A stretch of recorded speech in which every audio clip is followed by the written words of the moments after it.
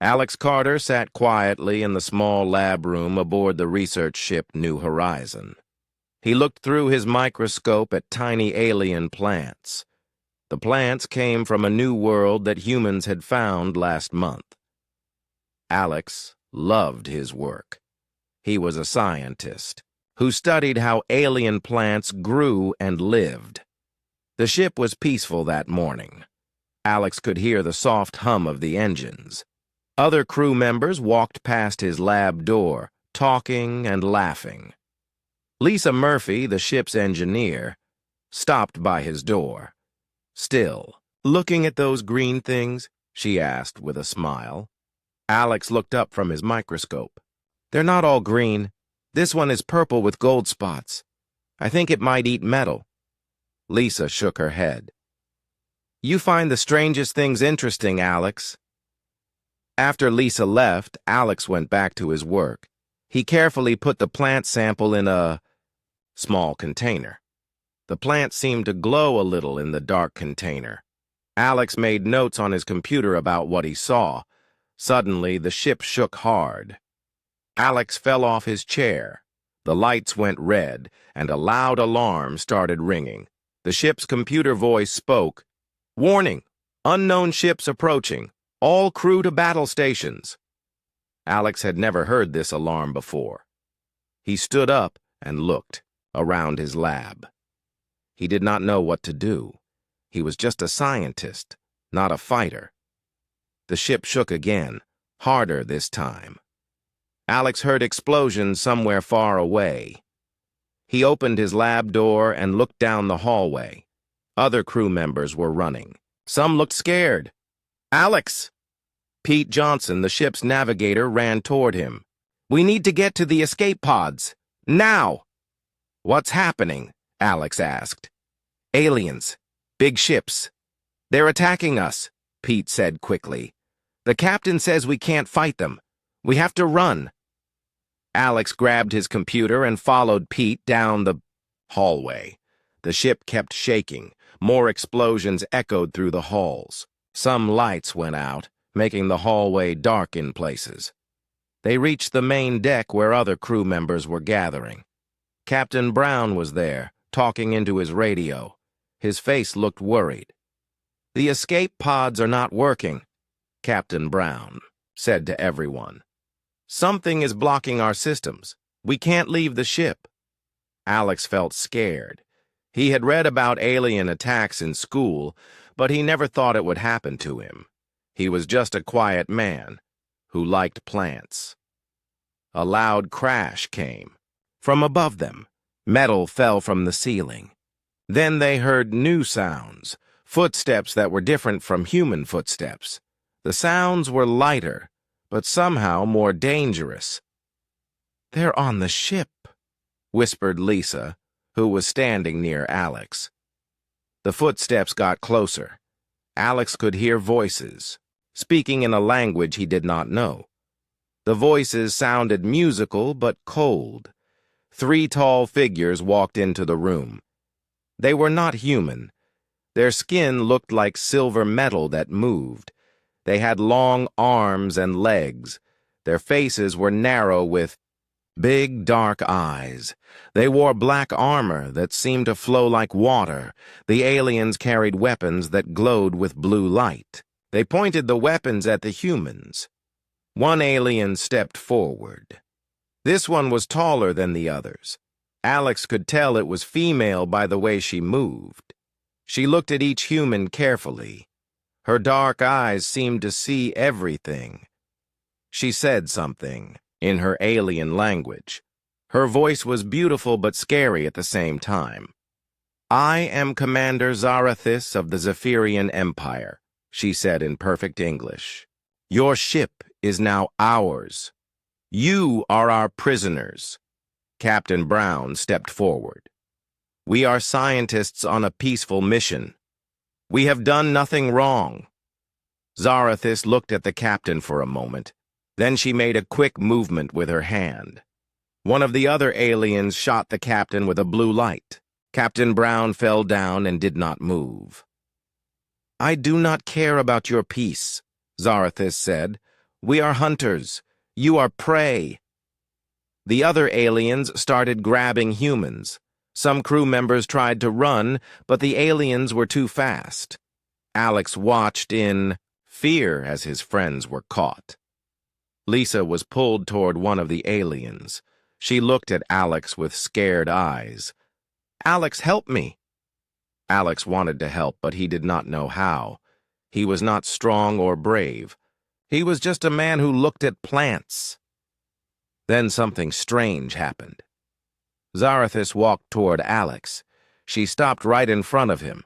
She looked at his face for a long time. Her big dark eyes seemed to be looking for something. Alex could not move. He felt like a small animal being watched by a big cat.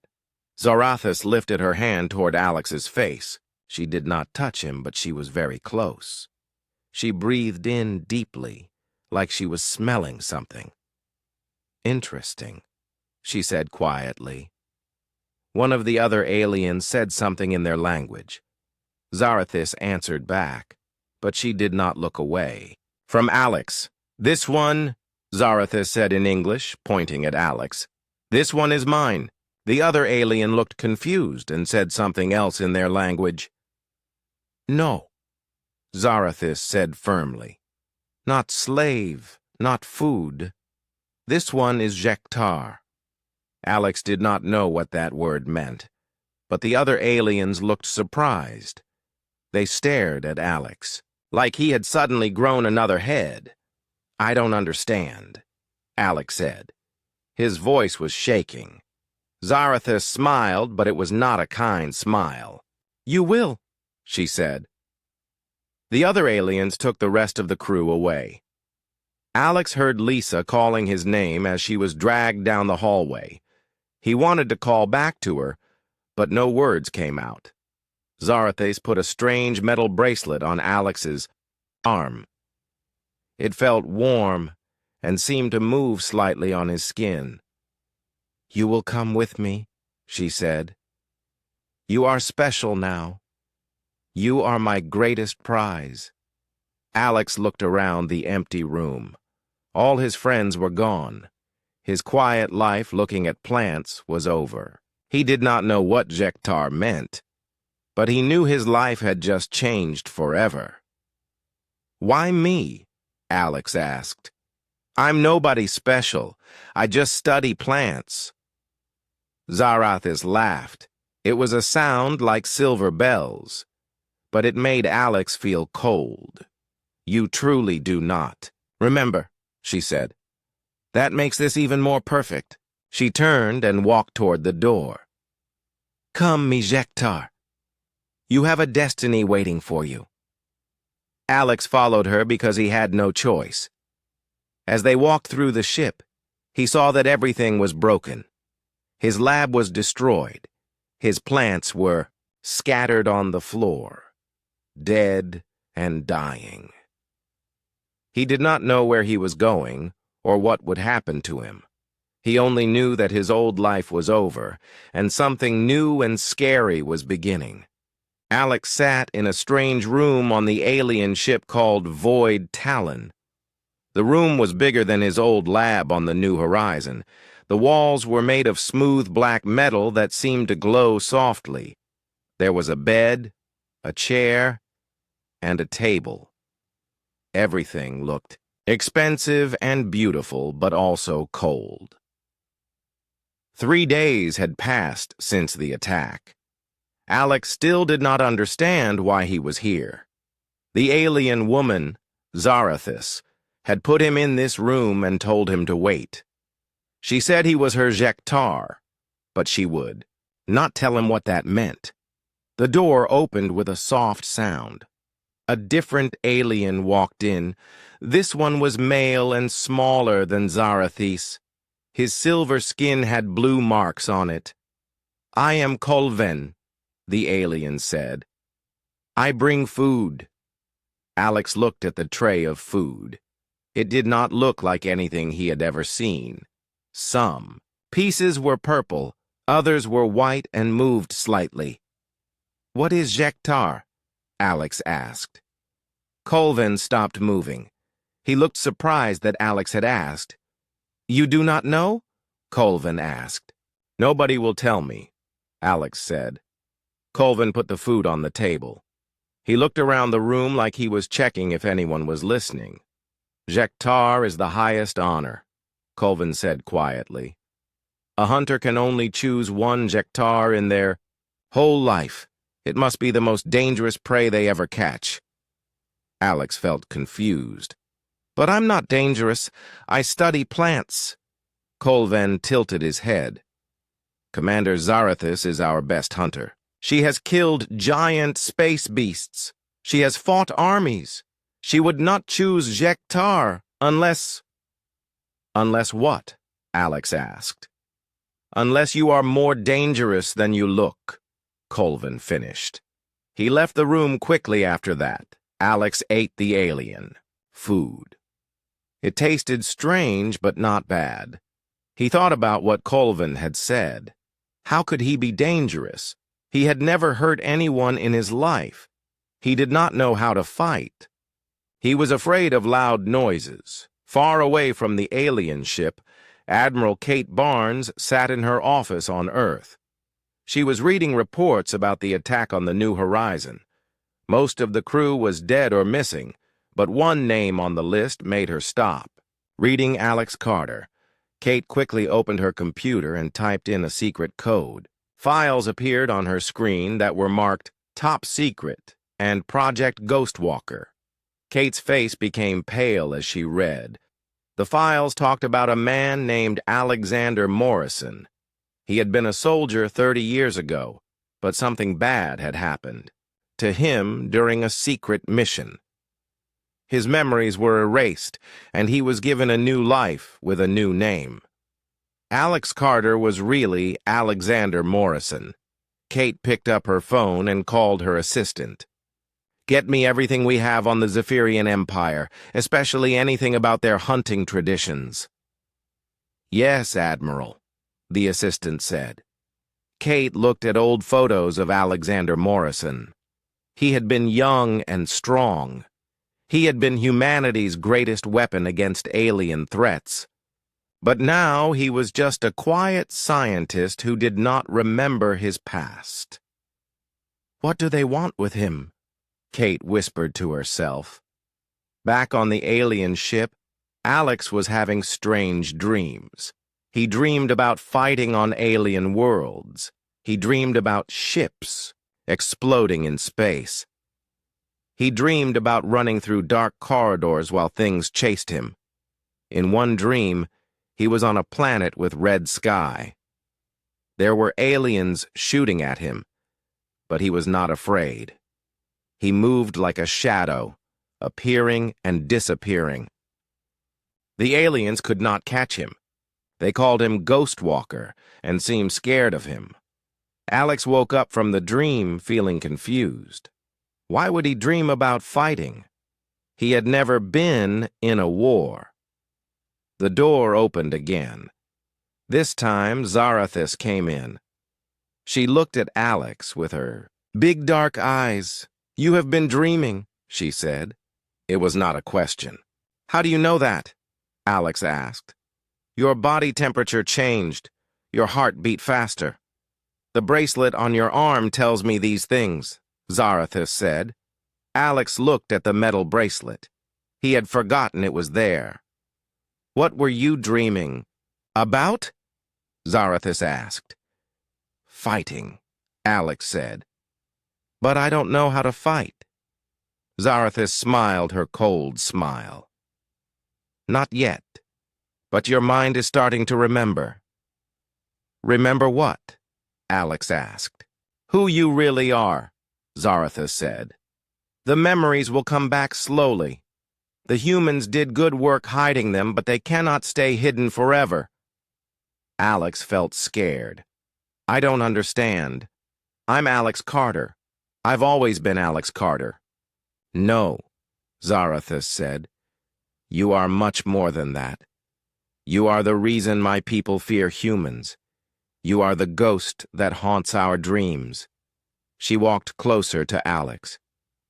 30 years ago, you destroyed an entire Zephyrian battle fleet. Alone. You moved through our ships like death itself. My people still tell stories about you to scare their children. Alex shook his head. That's impossible. I would remember something like that. The humans made you forget. They gave you a new life because the memories were too painful. But I can smell the truth on you. I can see it in your eyes when you sleep. Zarathis sat down across from Alex. Do you know why I chose you as my Jektar? Alex shook his head. Because you are the greatest prey in the galaxy.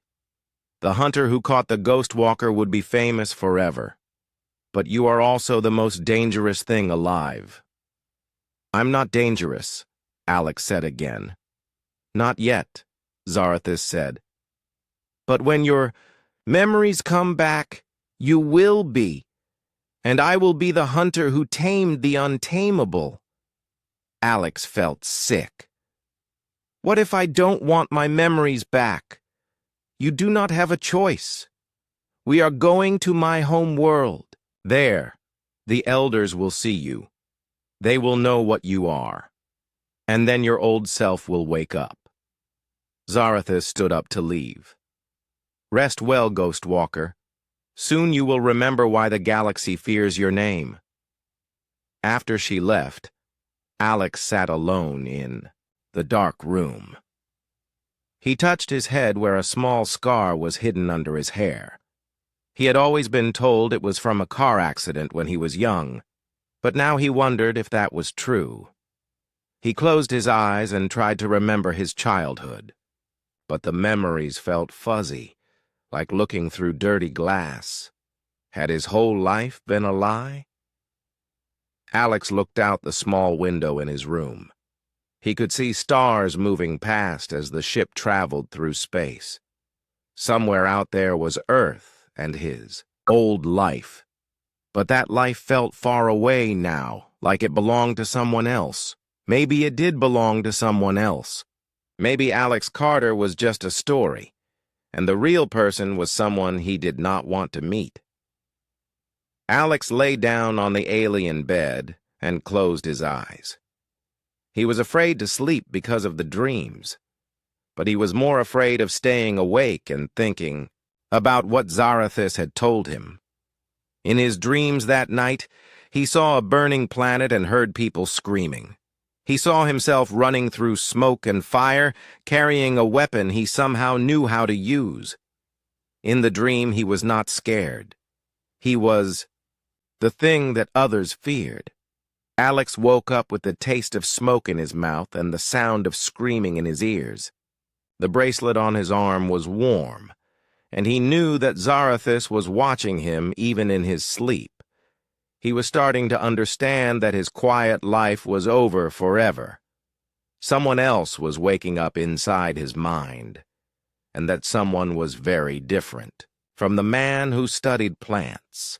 The ship continued through space, carrying Alex toward a destiny he did not want but could not escape. The alien planet looked like a giant red jewel in space. Alex pressed his face against the window of the ship as they came closer. The planet was covered in tall silver cities that reached up like needles toward the sky. "Welcome to Kethmaran," Zarathis said behind him, "home of the Zephyrian Empire."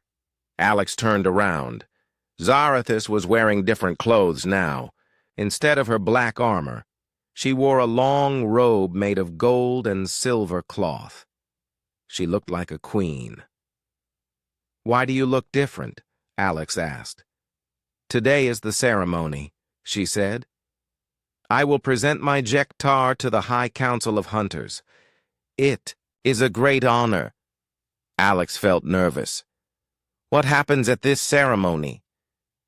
"The elders will look at you. They will decide if you are worthy of being called Jektar. If they say no, I will lose all my honor." "What happens to me if they say no?" Alex asked. Zarathis did not answer. She just looked out the window at her home planet. The ship landed in a big building made of black stone. Guards met them at the door. The guards looked at Alex with curious eyes. They whispered to each other in their alien language. Alex followed Zarathis through long hallways filled with strange art. The pictures on the walls showed Zephyrian hunters fighting giant monsters. In every picture, the hunters looked brave and strong. They came to a huge room with a high ceiling. At one end of the room sat 5 old Zephyrians on tall chairs. These were the elders of the High Council. They looked ancient and wise, but also dangerous. The middle elder stood up. He was taller than the others, and his silver skin had deep lines in it. His eyes were completely black, like holes in space. "I am Elder Huntmaster Vex Iron," he said in a deep voice. "Commander Zarathis, you have called for the ceremony of Jektar. Bring forward your prize." Zarathis pushed Alex gently toward the center of the room. Alex felt very small under the ceiling that was so high he could barely see the top, so elders all stood up and walked down to look at Alex closely. They walked around him like he was a statue in a museum. One elder touched Alex's arm. Another one smelled his hair. Elder Vex Iron stopped in front of Alex. He stared into Alex's eyes. For a long time, slowly, his black eyes grew wide with surprise. "Impossible," Vex Iron whispered. "What is it, Elder?" Zarathis asked. Vex Iron stepped back from Alex. "Where did you find this human?" "On a research ship. He was studying plants," Zarathis said. "Plants," Vex Iron repeated. He started to laugh, but it was not a happy laugh. "The Ghost Walker studies plants now." Alex felt a sharp pain in his head when he heard those words. Images flashed in his mind like lightning. He saw himself fighting aliens in dark spaces. He saw ships exploding. He saw Zephyrian warriors running away from him in fear. "I don't understand," Alex said, holding his head. "Tell me your name, human," Vex Iron commanded. "Alex Carter," Alex said automatically. "No," Vex Iron said firmly. "Your real name." Another sharp pain hit Alex's head. More images came. He saw himself in a military uniform. He saw people calling him captain. He heard a name being shouted across a battlefield. "Alexander?" Alex whispered. "My name is Alexander Morrison." The pain in his head grew stronger. Memories came flooding back like water through a broken dam. He remembered being a soldier. He remembered secret missions to alien worlds. He remembered being changed by alien technology that made him faster and stronger than normal humans. He remembered the battle 30 years ago. Alex had been sent to stop a Zephyrian invasion fleet. The aliens were coming to attack Earth. Alex had gone alone into their ships, moving like a ghost through the dark corridors. He had destroyed their computers and engines. He had made their weapons turn against each other. The Zephyrian warriors had tried to stop him, but Alex was too fast. He appeared and disappeared like smoke. They could not catch him or even see him clearly. They called him the Ghost Walker because he seemed to walk between worlds. Alex had destroyed 20 Zephyrian ships that day. Thousands of alien warriors died. The invasion was stopped, but Alex was badly hurt by the alien technology inside his body. The memories of all that death and fighting had been too much for his mind. The doctors on Earth had erased his memories and given him a new life as a peaceful scientist. "I remember," Alex said quietly. "I remember everything." Elder Vex Iron nodded slowly. "The Ghost Walker has awakened." The other elders stepped back from Alex. Even though he looked like the same quiet man, they could sense that something had changed inside him. "You destroyed my brother's ship in that battle," one elder said to Alex. "He was a great warrior, Alex looked at the elder. His eyes were different now. They were cold and calculating, like a predator studying its prey. "He should have stayed home," Alex said simply. The elder growled and reached for his weapon, but Vexiron stopped him. "Enough," Vexiron said. "The ceremony must continue." Just then, alarms started ringing throughout the building. Guards ran into the room and spoke quickly to Elder Vexiron in their language. "What is happening?" Zarathus asked. "Human ships have arrived in our system," Vexiron said. "They demand the return of their ghost walker." Alex smiled for the first time since his memories had returned. "Admiral Barnes always was good at tracking people down." "You know this admiral?" Zarathus asked. "She was my commanding officer 30 years ago. She's the one who ordered my memories to be erased," Alex said.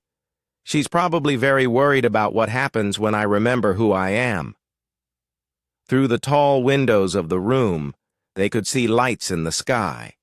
Human ships were fighting, with Zephyrian defenders above the planet.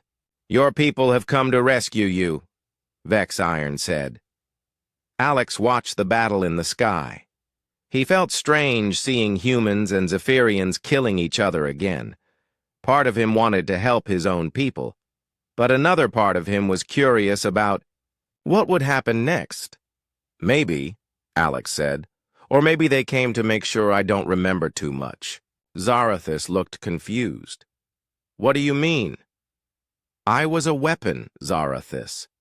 The most dangerous weapon humanity ever made, but weapons that think for themselves are dangerous to everyone, including the people who made them." Alex turned to face Elder Vexiron. "You wanted to see the Ghost Walker. Here I am. What happens now?" Vexiron studied Alex carefully. "Now we must decide if you are truly worthy of being Jek-Tar. Commander Zarathus has claimed the greatest prize in the galaxy, but can she control what she has caught?" "I can't be controlled," Alex said. "That's why they erased my memories in the first place." "Then perhaps," Vexiron said slowly, "it is time for you to choose your own path." The battle in the sky grew brighter. More ships were arriving from both sides. Alex knew that soon this planet would become a war zone. He looked at Zarathus. "You wanted the Ghost Walker as your trophy, but I'm not a trophy anymore. I'm a person who remembers what he can do." "What will you do?" Zarathus asked. Alex walked to the window and looked up at the fighting ships. Human and Zephyrian warriors were dying while he stood safely on the ground. "I'm going to stop this," Alex said, "before more people die for no reason." Elder Vexiron laughed. "One human against 2 fleets? Even the Ghost Walker is not that powerful." Alex turned around and smiled. It was not a nice smile. "You'd be surprised what I can do when I put my mind to it," he said. The memories were all back now. Alex remembered every battle, every mission, every time he had done the impossible. He was no longer the quiet scientist who studied plants. He was Alexander Morrison, the Ghost Walker, and he was about to remind the galaxy why that name was whispered in fear across 100 worlds. The fighting in space stopped suddenly. Elder Vexiron received a message on his communication device. He listened carefully, then looked at Alex with new interest. "The human admiral wants to talk," Vexiron said. "She offers to trade something valuable for your return." "What does she offer?" Zarathus asked. "Information about other ghost walkers," Vexiron replied. "She says there were 12 of them created. She knows where they all are." Alex felt surprised. He had thought he was the only one, but now he learned there were others like him scattered across the galaxy. "She wants to make a deal," Alex said. "That sounds like Admiral Barnes." A large screen appeared on the wall. Admiral Barnes's face looked out at them. She was older now, with gray hair and tired eyes. But Alex could see she was still the strong woman who had commanded him 30 years ago. "Hello, Alexander," she said. "It's been a long time." "Admiral," Alex replied. "You look older." "So do you. Different, but older." She paused. "I suppose you remember everything now." "Everything," Alex confirmed, "including why you erased my memories." Admiral Barnes looked uncomfortable. "We had to. The quantum energy exposure was driving you insane. You were becoming dangerous to everyone around you." "And now?" Alex asked. "Now we need you," Barnes said honestly. "New alien threats are appearing. The galaxy is becoming more dangerous. Humanity needs its defenders back." Elder Vex Iron stepped forward. "Admiral Barnes, your Ghostwalker is now Jektar of Commander Zarathis. He belongs to us." Barnes looked angry. "He belongs to no one. He's a human being with the right to choose his own fate." "Actually," Alex said, "I have an idea that might solve everyone's problems." All eyes turned to him. Alex walked to the center of the room where everyone could see him clearly. "Elder Vex Iron, what is the highest honor in Zephyrian culture?" Alex asked. "To complete the grand hunt and become a true hunter," Vex Iron answered. "And has any non-Zephyrian ever achieved this honor?" "Never," Vex Iron said proudly. Alex smiled. "Then I propose a challenge. I will attempt the grand hunt. If I succeed, I earn my freedom and the right to choose my own path. If I fail, I remain as Zarathis's Jektar forever." The room became very quiet. Even Admiral Barnes looked shocked. "Alex, that's suicide," Barnes said from the screen. "The grand hunt has killed Zephyrian champions. No human could survive it." "The Ghostwalker is not just human," Elder Vex Iron said thoughtfully. "This is interesting.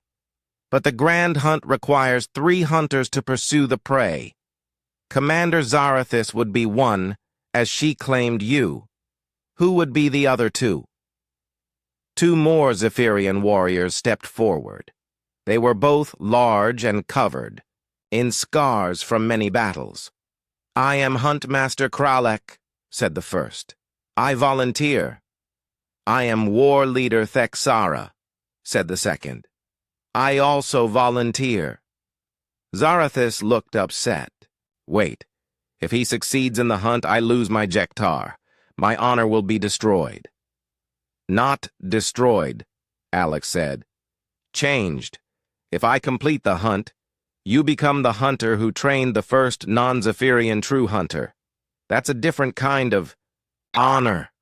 Elder Vex Iron nodded slowly. "The human speaks wisdom. This could bring great glory to our people. But first, Ghostwalker, you must understand what you are choosing." A new screen appeared showing a terrible planet. The surface was covered in sharp rocks, burning deserts, and dark forests. Strange creatures moved through the landscape, all of them looking deadly. "This is Zarak Prime," Vex Iron explained. "A death world where we test our greatest warriors. You must survive for 7 days while reaching the Temple of First Blood, at the planet's center. 3 of our best hunters will pursue you. Most who attempt this trial die on the first day." Alex studied the planet carefully. His enhanced mind was already working out survival strategies and escape routes. "What weapons do I get?" he asked. "None," Kralek said with a mean smile. "You start with nothing but the clothes you wear." "That seems fair," Alex said calmly. Admiral Barnes spoke up from the screen. "Alexander, I can't let you do this. You're too valuable to risk." "Admiral, with respect, you don't get to make that choice anymore," Alex replied. "You erased my memories and gave me a new life. Now I'm taking control of my own destiny." Barnes looked frustrated but nodded. "Then I want to observe the hunt. If you're going to throw your life away, at least let me witness it." "Agreed," Elder Vexiron said. "The hunt will begin in 2 days. That gives the Ghost Walker time to prepare." Over the next 2 days, something unexpected happened. Zarathus came to Alex's room to talk with him. At first, she seemed angry about the situation. "You have put me in an impossible position," she said. "If you die in the hunt, I look like a fool for choosing weak prey. If you succeed, I lose the greatest trophy any hunter has ever claimed." "Or," Alex said, "you become the hunter who recognized potential that no one else could see." Zarathus sat down across from him. "Tell me about the quantum energy that changed you." Alex explained how alien technology had been found on a crashed ship. Human scientists had tried to understand it and had used volunteers to test it. The energy had changed Alex's brain and body in ways that were not fully understood. "It made me faster and stronger," Alex said. "But more than that, it changed how I think. I can see patterns that others miss. I can predict what enemies will do before they do it." "And it drove you insane?" Zarathus asked. "The memories of what I did drove me insane," Alex corrected. "Killing thousands of people, even in war, is not something a normal mind can handle easily." Zarathus was quiet for a while. Then she said something surprising. "I will help you prepare for the hunt." "Why?" Alex asked. "Because my honor depends on you being worthy of being called Jektar. If you are going to face the hunt, you must have the best chance possible to succeed."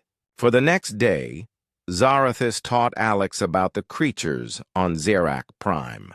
She showed him how to find water and food. She taught him Zephyrian hunting techniques and fighting methods.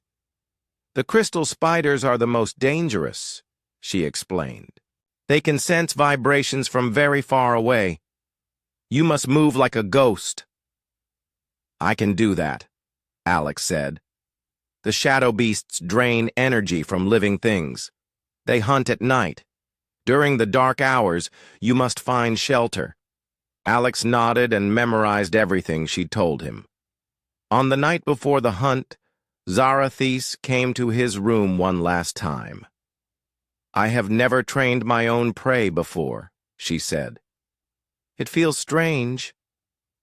"You're not training prey," Alex said.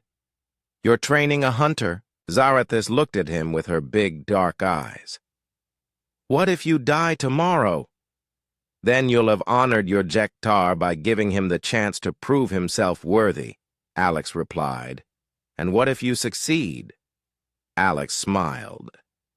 "Then you'll have done something no other hunter in Zephyrian history has ever done.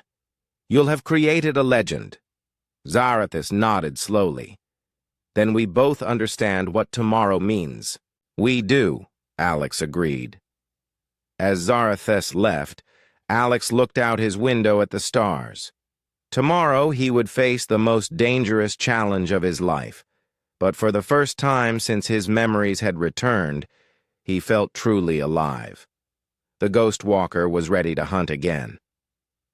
The transport ship dropped Alex on the surface of Zirac Prime and flew away quickly. The planet was even worse than the pictures had shown. The ground was covered in sharp black rocks that cut like knives.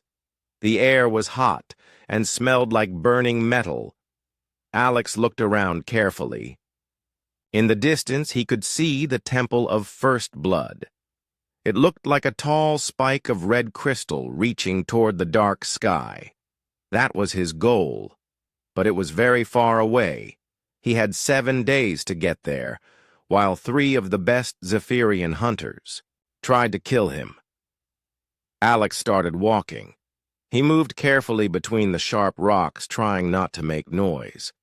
The quantum energy in his body was already working, making his senses sharper and his movements more precise.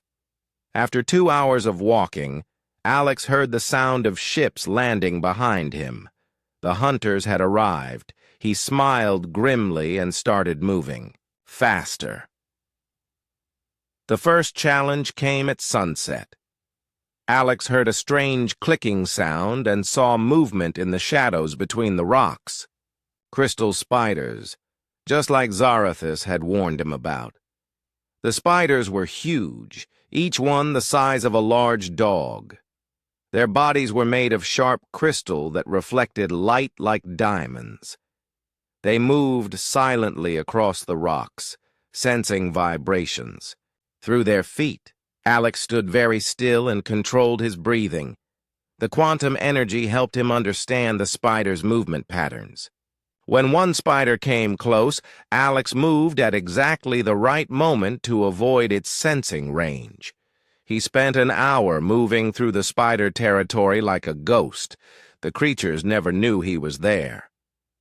As night fell, Alex found a small cave to hide in. Zarathus had told him about the shadow beasts that hunted in darkness. These creatures looked like living smoke and could drain the life energy from anything they touched. Alex sat in the back of the cave and waited. Soon he heard soft sounds outside, like wind moving through trees. But there were no trees on this planet. A shadow beast flowed into the cave like black water. It moved toward Alex slowly, reaching out with tendrils of darkness. Alex held perfectly still. The quantum energy in his body made him hard for the shadow beast to sense. To the creature, Alex seemed like just another rock. The shadow beast searched the cave for several minutes, then flowed back outside. Alex waited until dawn before leaving his hiding place. On the second day, Alex faced his first hunter. Huntmaster Kralik was tracking Alex through a field of burning crystals that gave off poisonous gas. The Zephyrian warrior was skilled and patient, following signs that most hunters would never notice.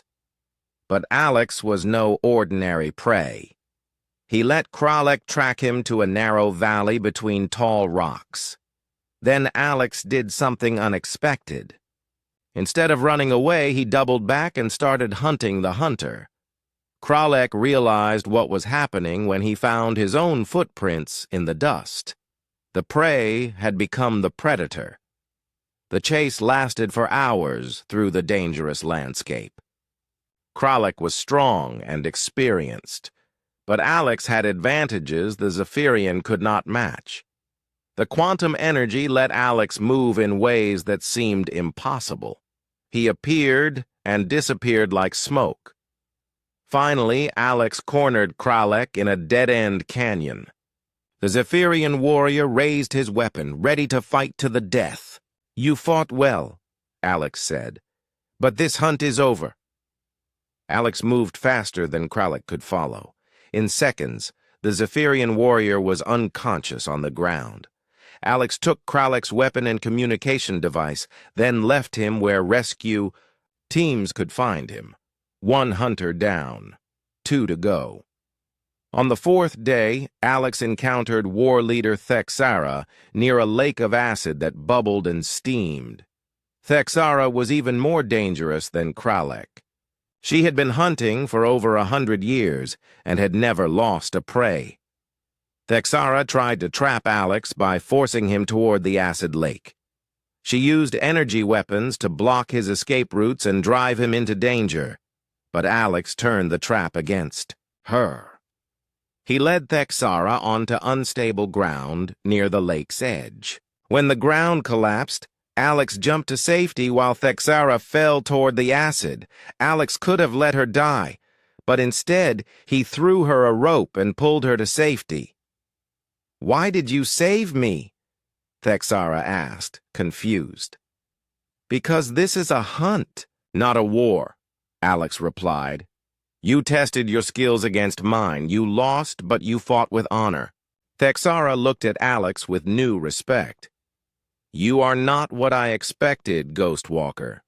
Alex left Thexara with her communication device so she could call for rescue. Now only one hunter remained. On the 6th day, Alex finally faced Zarathis. She had been tracking him patiently, learning his patterns and waiting for the right moment. She found him near the Temple of First Blood, just 1 day away from completing the hunt. "You have impressed me, Ghostwalker," Zarathis said, as she stepped out from behind a crystal formation. "But the hunt ends here." "Does it?" Alex asked. "Or does it become something different?" They circled each other carefully.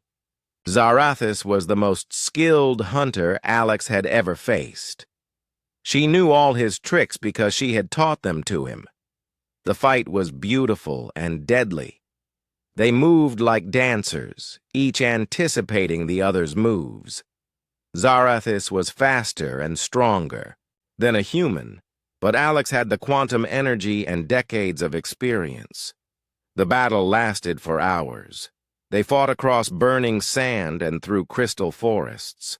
Neither could gain a clear advantage.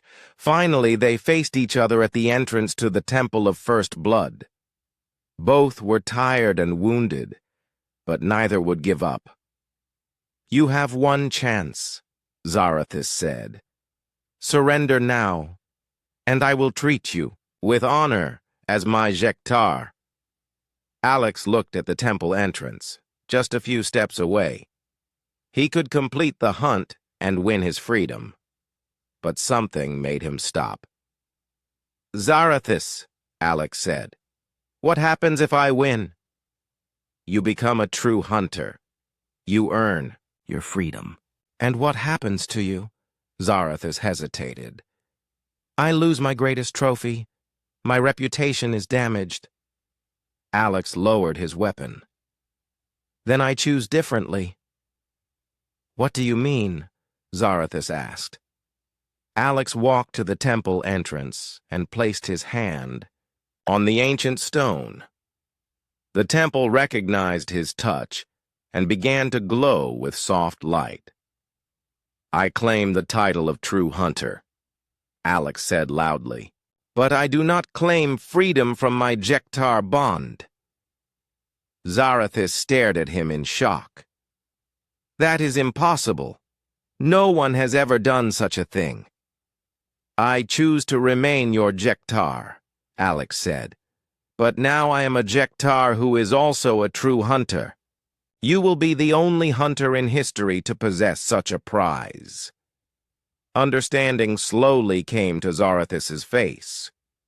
"You are giving me an honor greater than any hunter has ever received.